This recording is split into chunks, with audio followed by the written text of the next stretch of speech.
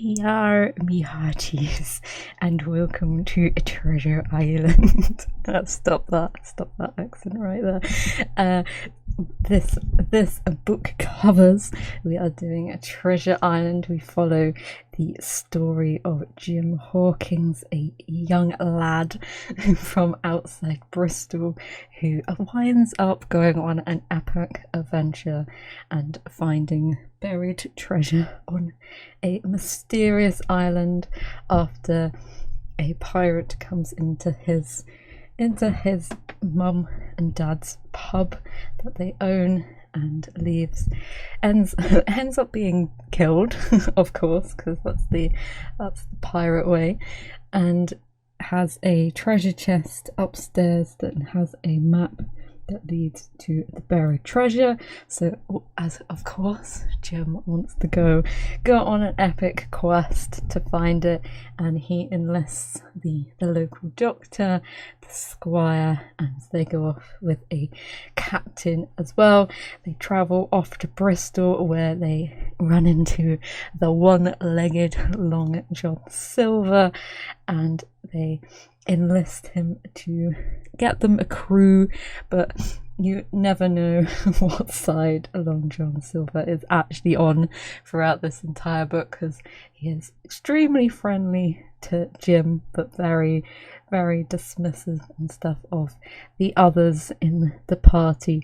So once they've got the crew together, which is some of the people who are actually after I think it's Blackbeard, the pirate that was killed for the treasure map. So they come after. The crew is made up of pirates that were involved with that. They leave Bristol on the Espanol, and they travel to the island. There are also rumours of one of the old pirates or sailor that's lost on this island, who initially went out looking for this treasure, which they later run into as well, which we saw in our little machinima version of this story. And as they travel on the seas, Long John kind of enlists Jim to kind of help him along, and they become more pally. But obviously the captains and the squires don't really trust him, so there's kind of whispers of mutinies and all sorts of different plans for when they actually get to the island. Once they're on the island, they initially split off and kind of look for the treasure in two different parties, obviously running along the island and through the different pine woods and marshy lands, and they end up settling, the pirates at least settle in a little shack that's on the beach, which is actually made by Ben Gunn, who was left on the island. And then the squire and the doctor come, and they have a battle with them to try and take it over, and so the pirates are forced back into the woods and stuff. But Jim actually follows them instead, because he kind of gets confused between where his loyalties lie. He's technically like a triple agent in this. He's working for the pirates, for himself, and for these people that he came on this journey with. So he goes off into the wilderness with the pirates, but then realizes, once they start having difficulties and stuff, that he actually slips away and wanders off into the jungle itself. And then he stumbles across Ben Gunn, and they kind of hatch a plan to rescue the others, because the pirates were planning to go back and take the ship once they found the treasure. And obviously there were a few pirates left on the ship itself, so Jim and Ben kind of hatch a plan to get the others and get their ship back. So Jim goes back to the beach. He climbs aboard the ship with his other friend, and they take that over. So when they're all ready to come back, then it is all ready for them to go. And then they manage to fight off the pirates again at the little hut. Everything takes place in about three locations on the island, which is always fun.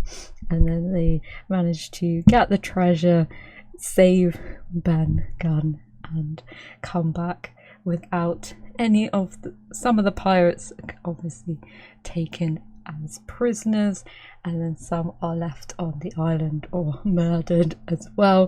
So it was quite a short book. It doesn't take that long to read, and there's lots of descriptions of the island as well. It's kind of an interesting view as you're viewing it just from one character, and then halfway through when they get split up, you're viewing it from different characters as well. So it's interesting to see what the other characters actually think of Jim and his actions and stuff. But he is kind of our main protagonist in this story, and he kind of guides us through, as it's his first adventure as well, and it is ours, because I don't imagine many people have been on a treasure hunt through an island. And it goes into a lot of detail about the island itself, and it doesn't give too much like it's quite a fast paced story. You kind of get straight into the action and understanding some of the pirate lore and stuff like that, the black spot and other folklores about the place, and seeing who you can trust and who you can't trust on board, and seeing how all those different things play out and how those consequences changed what happens and what doesn't happen. So you should definitely go out and read the book yourself, because I only did a short summary of what actually happens in the story, and I will leave you with us finishing off the furnishing of inside the pub as to what I imagined it to look like, and I will see you for the next book covers. Bye.